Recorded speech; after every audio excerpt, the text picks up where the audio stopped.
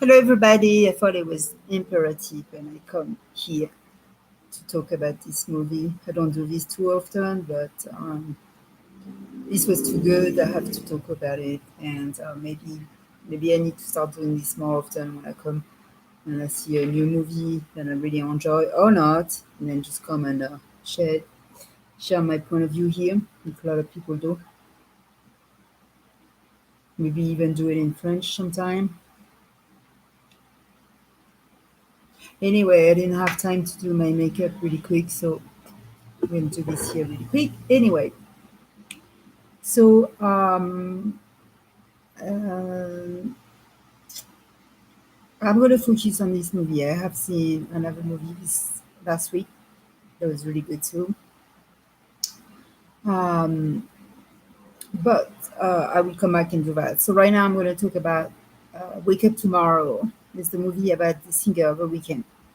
So The Weekend, this guy, I basically was dancing on his songs, The Blinding Lights and some songs since 2014, 15, somewhere like this, when he was hitting number one billboards on the radio every single day for I don't know how many months. We're not talking weeks here, days, we're talking months. How it was in every single Zumba class, nightclub, gym class, playlist. I mean, it was on my playlist. I was running a bridge with this guy, these songs, before I even found out this guy was even black. I didn't even know. It took me, that's how much I like the song, and it has nothing to do with his background or his ethnic. It's just that I didn't even know, and that's just how popular it was because it just popped up on the hit list, and I used to listen to the hit songs like the first 100s, and then if it was very energetic, it would usually be into a fitness playlist, and that's how I used to use my MP3 back then when I used to the bridge on in Florida in Burlington, which I've done many times. Palmetto too used to be super fit, jog. And I was a long runner, like a long miles. I was just really good at doing step by step different type of workout and combine and squeeze everything all together. And I like to follow different things, different workout that people write, or things that have been proven to be working into into into built-in endurance and getting better and better and better. So that was what I was doing at the time when I lost over 80 pounds in 4 months, which was not easy task, but it wasn't that hard for me because I used to lose weight all the time, and so it's not a big deal. But anyway, I remember his song so much because that was something that helped me to endure the being out of breath, running up the hills, going up the trails, doing squats on the ground, doing jumping jacks sometimes, doing even gym machine like equipment workout, elastic band workout, jumping my jump rope, things like this. And so when I didn't have the motivation, this music would give me the motivation to endure and give me resistance. So I go faster and faster, faster. So for some people, and also dancing, I have picked some of his songs and used them to do some dance therapy back then. And I had about 30 songs, and I was playing, and I think three or four of his songs or my main song from the biggest hit video that I had on some of my dance video on YouTube back then, and just absolutely loved it. The song was just the best. So so yeah, entering the theater, I had no idea what I was gonna see because I just randomly picked a movie. We just got off the ice skating rink for an hour and a half, and I figured the movie was less than $4. I was gonna go tomorrow, but I said I'm just gonna do what's playing next. I was gonna go for another one at 4:30, but I saw one just started, and I was actually going to be late, but it was the only one that showed subtitle. So I thought it was going to be English subtitles. So I decided to go for this one. And the only thing in description showed that it was something about somebody insomnia who could not sleep and was tormented, and that's what I thought I was going to go see.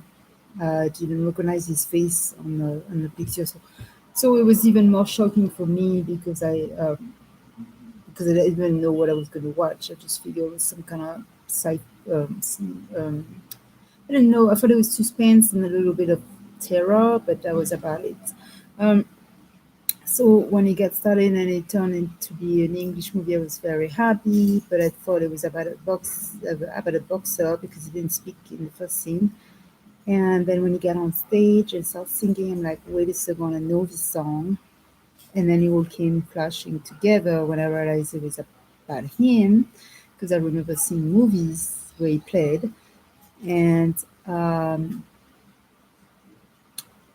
and so for the next 10 minutes, I was not expecting much, but I was going to see some movie about his life. And it's like they do a lot of those movies back then with singers' lives struggling with drug addiction, persona, identity crisis.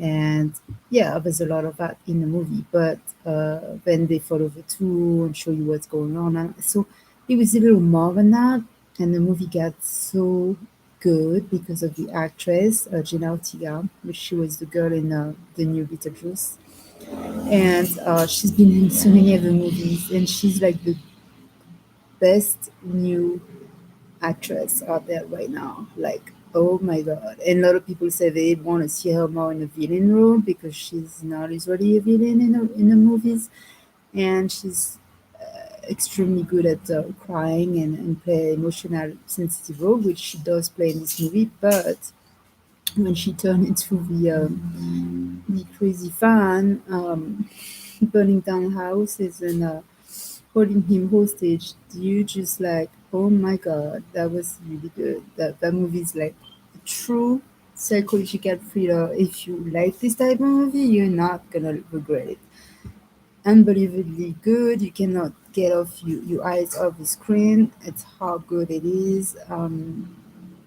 So, well, I'm used to watch movies in Spanish when I go to theater these days. So that to the fact that it was in English was a plus for me. But the fact there was barely anyone in the theater was great too. But everything from the acting to everybody. I mean, him, um, Abel, is acting is the best acting I ever seen on his part as well. The storyline is great. It's great for, like they say, a lot of people saying in his review that it's a movie for his fan, but that it was dedicated for his fan to redeem himself, to basically be a better person, be a better man, and to show what he was dealing with, what he's fighting with, what his demons about, what I guess some of his concerts when he lost his voice, when he stopped talking. So basically, he's releasing his own story version so people can understand. So it was kind of like a